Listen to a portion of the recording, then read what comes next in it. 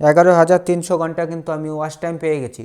তোমাদের চ্যানেলে যদি 1000 সাবস্ক্রাইবার 4000 ঘন্টা ওয়াচ টাইম কমপ্লিট করতে না পারো, তো আজকে তোমাদের বলবো মাত্র 7 দিনে কিভাবে তোমরা 1000 সাবস্ক্রাইবার 4000 ঘন্টা ওয়াচ টাইম কমপ্লিট করতে পারবে। সাইডে দেখো আমার এই চ্যানেলে লাস্ট 28 দিনে 3,80,000-এর মতো ভিউস হয়েছে। আর ওয়াচ টাইম কত পেয়েছি? 11,300 ঘন্টা কিন্তু আমি ওয়াচ টাইম পেয়ে গেছি লাস্ট 28 দিনের মধ্যে। আর সাবস্ক্রাইবার পেয়েছি 1700। তাহলে তোমরা দেখতে পারলে 28 দিনে আমি 11,000 ঘন্টা ওয়াচ টাইম পেয়েছি এবং 1700 সাবস্ক্রাইবার পেয়েছি মাত্র 28 দিনের মধ্যে। আর তোমরা বছরের পর বছর চ্যানেলে কাজ করো, কিন্তু তোমরা 1000 সাবস্ক্রাইবার 4000 ঘন্টা ওয়াচ টাইম কমপ্লিট করতে পারো না, কারণ তোমরা ভিডিওতে ভিউস আনতে পারো না। তোমাদের ভিডিওতে যদি ভিউস না হয় তাহলে তোমাদের সাবস্ক্রাইবার ওয়াচ টাইম বাড়বে কী করে? তোমরা যদি একটা ভিডিওতে মাত্র 60,000 ভিউস আনতে পারো তাহলে কিন্তু তোমরা 1000 সাবস্ক্রাইবার 4000 ঘন্টা ওয়াচ টাইমের যে ক্রাইটেরিয়া আছে এই ক্রাইটেরিয়াটা কিন্তু তোমরা খুব সহজে কমপ্লিট করতে পারবে।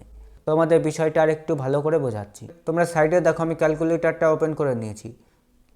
এখানে লিখলাম 4000 ঘন্টা, তারপর লিখলাম 60 মিনিট। তাহলে আমাদের কত মিনিট আসলো? তোমরা এখানে দেখতে পাচ্ছ 2,40,000 মিনিট। এখন তোমরা যদি একটা 4 মিনিটের ভিডিও বানাও, আমি 4 ধরে নিলাম, 4 মিনিটের ভিডিওটা তোমরা যদি 60,000 মানুষকে দেখাতে পারো, আমি 60,000 লিখে নিলাম, তাহলে তোমরা এখানে দেখতে পারলে 2,40,000 মিনিট কিন্তু হয়ে গেল। মানে তোমাদের একটা 4 মিনিটের ভিডিও বানাতে হবে এবং সেই ভিডিওটা তোমরা যদি 60,000 মানুষকে দেখাতে পারো তাহলে কিন্তু তোমাদের যে 4000 ঘন্টা ওয়াচ টাইমের ক্রাইটেরিয়াটা কিন্তু তোমরা খুব সহজে কমপ্লিট করে নিতে পারবে। এখন তোমাদের কয়েকটা ভুলের কথা বলবো যার জন্য তোমাদের ভিডিওতে ভিউস হয় না। 1 নম্বরে তোমরা যে ভুলটা করো সেটা হচ্ছে একই চ্যানেলে একই নিশে কাজ করো না। তোমরা কখনো টেক ভিডিও আপলোড করো, কখনো ব্লগিং ভিডিও আপলোড করো। তোমরা যদি তোমাদের চ্যানেলে সব ধরনের কন্টেন্ট আপলোড করা শুরু করে দাও তাহলে তোমাদের চ্যানেলটা কোনোদিনও গ্রো করবে না। ইউটিউব বুঝতে পারবে না তোমরা যে চ্যানেলটা বানিয়েছো এটা কোন ক্যাটাগরির চ্যানেল। তো তোমাদের কি করতে হবে? একই নিশে কাজ করতে হবে, তাহলে তোমাদের চ্যানেলটা তাড়াতাড়ি গ্রো করবে।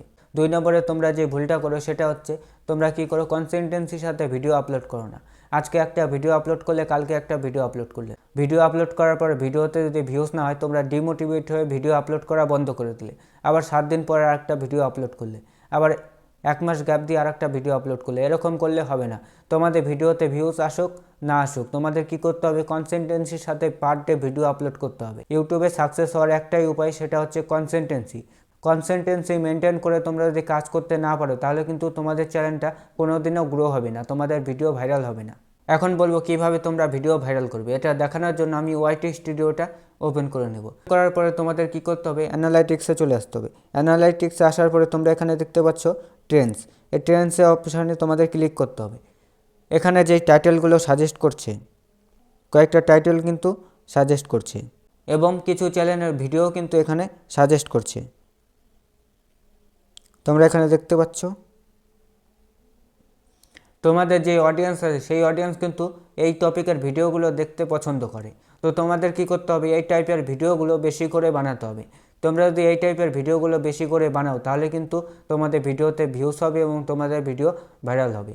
এরপরে চলে আসতে হবে তোমাদের কন্টেন্টে আসার পরে তোমরা এখানে দেখতে পাচ্ছ টপ ভিডিওস।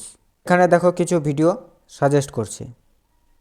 এই টপ ভিডিওসে তোমাদের যে ভিডিওগুলো সাজেস্ট করছে সেই টপিকের ভিডিও কিন্তু তোমাদের বেশি করে বানাতে হবে।